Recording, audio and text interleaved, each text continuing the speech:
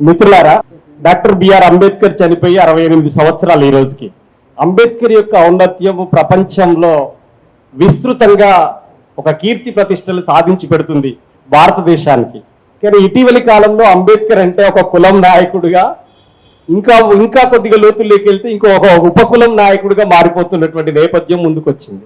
భారతదేశానికి స్వాతంత్రం వచ్చిన తర్వాత భారత రాజ్యాంగాన్ని రాయటానికి కావాల్సిన మేధావి కోసం Mahatma Gandhi Australia, south Africa, Germany ఇట్లాంటి దేశాలు తిరుగుతున్నప్పుడు ఆస్ట్రేలియాకు వెళ్ళినప్పుడు అడిగారట, మా దేశానికి స్వాతంత్రం వచ్చింది, మా దేశం యొక్క దశ దిశ నడవడిక ఎలా ఉండాలనేది నిర్దేశించడానికి మా రాజ్యాంగం రాయటానికి కావాల్సిన ఒక మేధావి కావాలి అని చెప్పేసి అడిగాడట.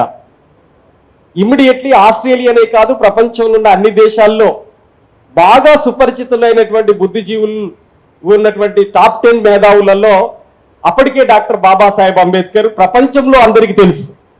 ఎందుకు తెలుసు అంటే లండన్లో అత్యంత పెద్ద లైబ్రరీ ఉంది.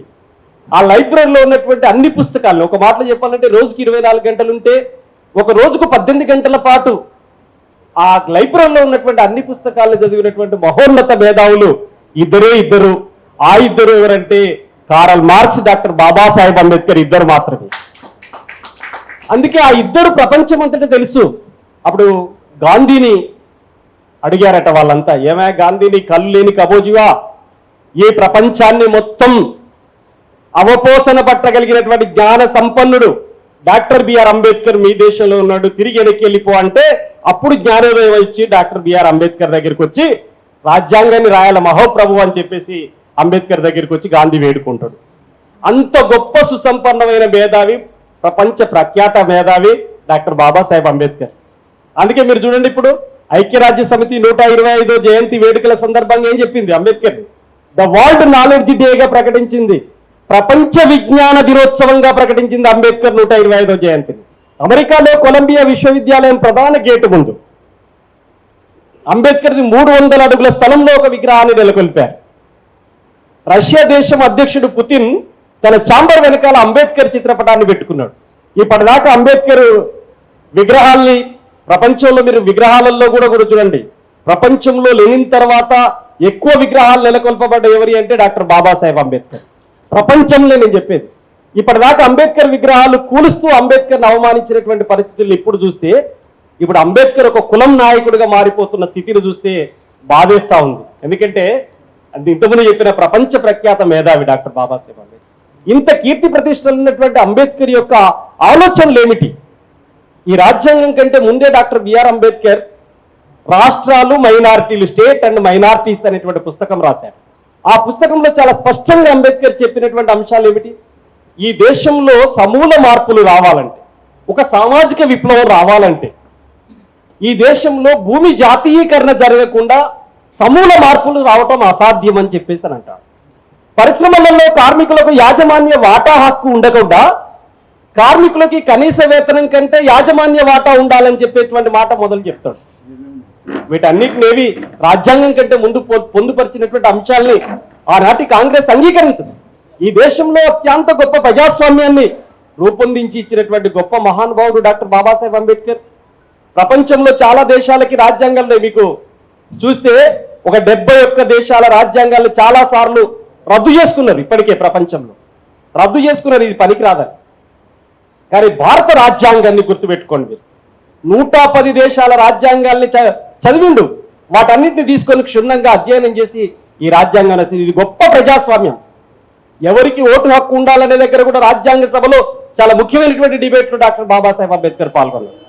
21 సంవత్సరాలు నిండినటువంటి ప్రతి ఒక్కరికి వయో పరిమితే, వయోజనుడై ఉంటే చాలు, అంటే ఏజ్ ఒక్కటే క్రైటీరియా. సంపన్నుడా, సామాన్యుడా, అగ్రకులం నుంచి వచ్చాడా, కింది కులం నుంచి వచ్చాడా అనేటువంటిది లేదు. అందుకని 21 సంవత్సరాలు నిండిన ప్రతి ఒక్కరికి ఉండాలని చెప్పేసి మాట డాక్టర్ బాబాసాహెబ్ అంబేద్కర్ అన్నాడు. బ్రాహ్మణ స్త్రీలో కూడా, బ్రాహ్మణ కులంలో పుట్టిన స్త్రీలకు కూడా హక్కులు వచ్చినాయంటే బాబాసాహెబ్ అంబేద్కరే కారణం. ఒక స్త్రీ మనిషిగా నిలబడదంటే, అంతకంటే ముందున్నటువంటి సమాజంలో స్త్రీ అంటే ఏమిటంటే, మనువాద చాతుర్వర్ణ వ్యవస్థ నిర్దేశించింది ఏమిటంటే, స్త్రీ అంటే బాల్యంలో తండ్రి తెరచాటున బతకాలి, యవనంలో భర్త కంట్రోల్లో ఉండాలి, పాదాల కింద నలిగిపోవాలి, వృద్ధాప్యంలో కన్న కొడుకుల కంట్రోల్లో బతకాలని చెప్పేసి ఆ శాస్త్రాలు చెప్తే, స్త్రీ పురుషులు సమానమే, దానికోసం పార్లమెంటులో నేను బిల్లు పెడుతున్నా, అది హిందూ కోడ్ బిల్లు పెడుతున్నా. కాంగ్రెస్ అంగీకరించకపోతే ఇప్పుడు కార్పొరేటర్ని రాజీనామా చేయమనండి, వాడు చెయ్యడు. కానీ కేంద్ర క్యాబినెట్ మినిస్ట్రీ హోదాకి ఆ రోజు హిందూ కోడ్ బిల్లుని అంగీకరించకపోతే రాజీనామా చేసి బయటకు వచ్చాడే. ఇట్లాంటి గొప్ప మేధావి మనకేం నిర్దేశించింది, ఏ కర్తవ్యాన్ని బోధించింది? ఈ మొత్తం ప్రపంచం, ఈ దేశం యొక్క స్థితిగతులను మార్చినటువంటి మేధావిని ఒక కులం నాయకుడిగానో లేకపోతే ఒక ఉపకులం నాయకుడిగానో మార్చేస్తే ఎట్లా? అంబేద్కర్ అందరి వాడు, ఈ దేశానికి నాయకుడు, ఈ ప్రపంచానికి నాయకుడు అని చెప్పి చాటి చెప్పాల్సినటువంటి అవసరం ఉంది కదా. అంబేద్కర్ జయంతి అంటే, వర్ధంతి అంటే దళితులే, మాలామాదిగలు దానికంటే కింది కులాల వాళ్ళు వచ్చి జరుపుకునేటువంటి దుష్టత్వం ఇంకా ఎందుకు కొనసాగుతుంది? ఈ సభ స్టార్ట్ అయ్యే ముందు మన మిత్రులు కొద్దిమందికి చెప్పాను నేను, బలహీన వర్గాలు, అగ్రకులాల్లో ఉన్న పేదలందరూ కలిసి 20 మందితో ప్రారంభమైనా పర్వాలేదు, మొట్టమొదటిసారిగా అట్టడుగు కులాలకు సంబంధించినటువంటి బలహీన వర్గాలకు సంబంధించిన అందరూ కలిసి, ఒక్క దళితులు లేకుండా బలహీన వర్గాలే బాబాసాహెబ్ అంబేద్కర్ జయంతి జరపాలి, వర్ధంతి జరపాలి. అంబేద్కర్ అంటే దళితుల కోసమే చేసిందనేటువంటి దుష్ప్రచారాన్ని ప్రారంభించారు. అంబేద్కర్ దేశం కోసం చేసిందనేటువంటిది చారిత్రక వాస్తవాన్ని మనం చెప్పాలి జనానికి. అందుకని ఇలాంటి పరిస్థితులలో ఈ రోజు అంబేద్కర్ రాసిన రాజ్యాంగానికి ప్రమాద గంటికలు మోగుతున్నాయి మిత్రులారా. ఈ రాజ్యాంగం రద్దయ్యేటువంటి పరిస్థితి ఉంది. ఎందుకు రాజ్యాంగం రద్దయ్యే పరిస్థితి ఉంది? నేను చెప్పే మాటలు కాదు.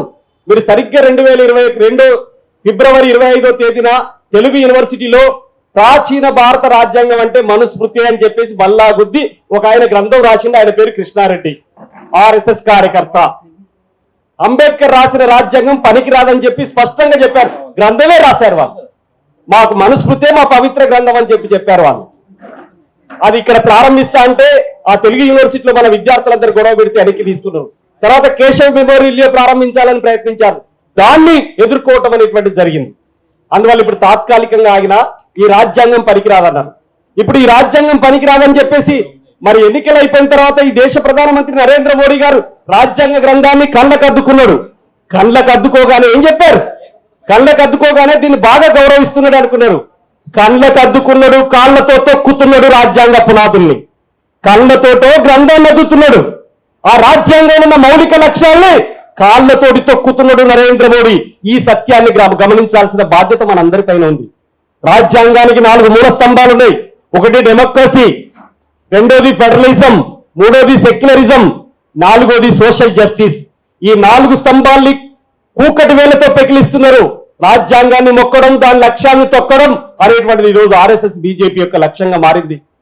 ప్రభుత్వ రంగాన్ని మొత్తం అమ్ముతున్న పరిస్థితి కనబడుతున్నది. రిజర్వేషన్లు లేకుండా చేస్తున్న పరిస్థితి కనబడుతున్నది. ఈ పరిస్థితులలో ఈ రాజ్యాంగాన్ని రక్షించుకోకపోతే ఏం జరుగుద్ది? నేను చాలా సందర్భాల్లో చెప్పిన, ఈ దేశంలో భారతదేశంలో ఉన్న 143 కోట్ల మంది ప్రజలకి తలా ఒక గుండె ఉంటది. కానీ మొత్తం భారతదేశ ప్రజలందరికీ కలిపినటువంటి ఒక గుండె ఉంది. ఆ గుండె పేరే భారత రాజ్యాంగం. భారతదేశ ప్రజలందరి గుండెకాయ ఏంటంటే అది భారత రాజ్యాంగం. ఆ గుండె మీదనే గుణపంతో గుద్దేందుకు ప్రయత్నం చేస్తున్నది ఆర్ఎస్ఎస్ బీజేపీ. అందుకని ఇప్పుడు అట్టడుగు వర్గాల కర్తవ్యం ఏమిటి? ఈ రాజ్యాంగాన్ని రక్షించుకోకపోతే తిరిగి పాత మధ్యయుగాల కాలంలోకి వెళ్లే ప్రమాదం ఉంది. అరే ఏలికేలికి అంతరం లేదారా, ఆనుకోని నిలబడతారు వేందిరా, నువ్వు తక్కువ కులపొడివిరా, దూరంగా ఉండరా అని చెప్పే రోజుల్ని తిరిగి రాబట్టాలని చెప్పేసి మతోన్మాద మనువాద సంస్థలు ముందుకు తీసుకొస్తున్నాయి. అందుకని మనం ఏం ఆలోచించాలి? ఏ లక్ష్యాల వైపున మనం ముందుకు వేయాలి? సామాజిక న్యాయం అందరికీ సమానంగా అందాలి. ప్రజాస్వామ్యంలో అందరికీ ప్రశ్నించే హక్కులు ఉండాలి. సామాజిక న్యాయంలో దళితులు, బలహీన వర్గాల మీద దాడులు, దౌర్జన్యాలు పెరుగుతున్నప్పుడు చూస్తూ ఊరుకోవాలా? ఒక బీసీని తన్నాడు నాకెందుకులే, ఒక ఎస్సీని తన్నాడు నాకెందుకులే, ఎస్సీలో ఇంకో ఉపకులాన్ని తన్నాడు నాకెందుకులే అనేటువంటి పరిస్థితులు రాకూడదు. చాలా దారుణాతి దారుణమైనటువంటి పరిస్థితులు ఇప్పుడు రాబోతున్నాయి. అందుకని ఈ రోజు రాజ్యాంగాన్ని రక్షించుకోవాలి. చాలా సందర్భాలు చెప్పాం. ఇప్పుడు ఒకే దేశం ఉండాలి, ఒకే ఎన్నిక ఉండాలి, ఒకే పన్ను ఉండాలి, ఒకే భాష ఉండాలని చెబుతున్నారు.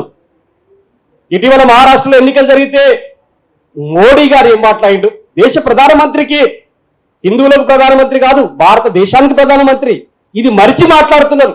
రాజ్యాంగం మీద ప్రమాణం చేసినప్పుడు ఈ దేశంలో మొత్తం పౌరులకు ప్రధానమంత్రి నరేంద్ర మోడీ గారు. కానీ ఆయన ఏం మాట్లాడిండు? హిందువులందరూ ఐక్యం కావాలి అని అన్నాడు. హిందువులందరూ ఐక్యంగా లేరని ఒప్పుకున్నట్టే కదా, నువ్వు నిచ్చెన మెట్ల కుల వ్యవస్థతో ఉన్నారని ఒప్పుకున్నట్టే కదా, అంగీకరించినట్టే కదా. అందుకనే ఒకే దేశం, ఒకే పన్ను, ఒకే భాష ఇవి కాదు ఉండాల్సింది. ఈ దేశంలో 6486 కులాలు ఉన్నాయి. వీటన్నిటిని రద్దు చేసి మొత్తం బ్రాహ్మణ కులంగా పెడతావా పెట్టు, లేకపోతే మొత్తం మాదిగ మాల కులంగా పెడతావా పెట్టు అని చెప్పేసి మనం నిలదించి అడగాల్సిన అవసరం ఉంది. మొత్తం కులాలను రద్దు చేయి, అప్పుడు అందరూ హిందువులు ఐక్యమవుతారు. కుల వ్యవస్థ ఇట్నే కొనసాగాలి, ఎక్కువ తక్కువలు ఇట్నే ఉండాలి, నిన్ను మనిషిగా చూడం, కానీ మీ హిందువులు మాత్రం ఐక్యం కావాలని చెప్పేసి అంటారు. ఏ హిందువులు ఐక్యం కావాలి? బ్రాహ్మణ హిందువులు ఐక్యం కావాలా, అట్టడుగు తరగతులు ఐక్యం కావాలా తేల్చి చెప్పమని చెప్పేసి మనం డిమాండ్ చేయాల్సిన అవసరం ఉంది. అందుకనే మిత్రులారా, ఈ రోజు అట్టడుగు వర్గాల్లో అనైక్యత సృష్టించకూడదు, విద్వేషాలు రాకూడదు, కోపతాపాలు పెరగకూడదు. ఏముండాలి? అట్టడుగు తరగతుల మధ్యలో ఐక్యత ఉండాలి. ఐక్యత అనేది అంబేద్కర్ వాదం, విద్వేషం విధ్వంసం అనేది ఆర్ఎస్ఎస్ వాదం. కాబట్టి ఐక్యత వైపు మనం నిలబడాలి, అంబేద్కర్ ఆలోచనల వైపు మనం నిలబడాలి. అట్లా నిలబడనంత కాలం మనం పదే పదే మోసపోయేటువంటి అవకాశం ఉంటుంది. చివరిగా ఒక మాట చెప్పి నేను ముగిస్తా. డాక్టర్ బాబాసాహెబ్ అంబేద్కర్ చెప్పిన మాట, ఈ దేశంలో లొంగిపోయేవాడు బానిస అవుతాడు, పోరాడేవాడు మాత్రమే వీరుడవుతాడు అంటాడు బాబాసాహెబ్ అంబేద్కర్. లొంగిపోతే బానిసలం అవుతాం, పోరాడితేనే వీరులవుతామని చెప్పేసి బాబాసాహెబ్ అంబేద్కర్ అంటాడు.